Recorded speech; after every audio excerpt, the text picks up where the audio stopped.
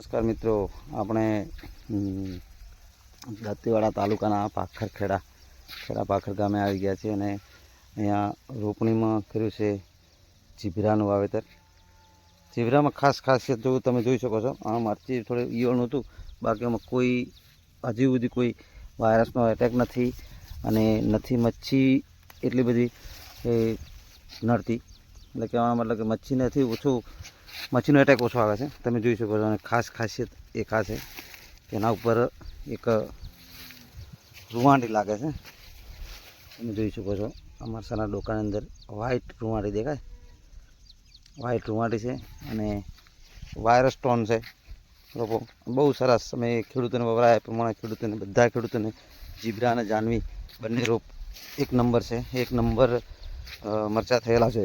અને virus stone આવી મચ્છીની આવું વાતાવરણની અંદર, કારણ કે વાદળછાયું વાતાવરણ, વરસાદના છોટા આવ્યા છતાં પણ મરચીનો કોઈ મચ્છી બીજોનો એટેક નથી એના ઉપર.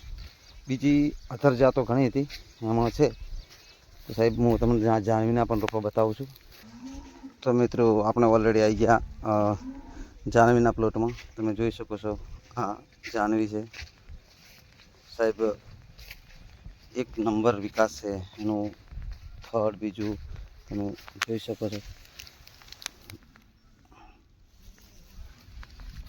પાછળ તમે જોઈ શકો એ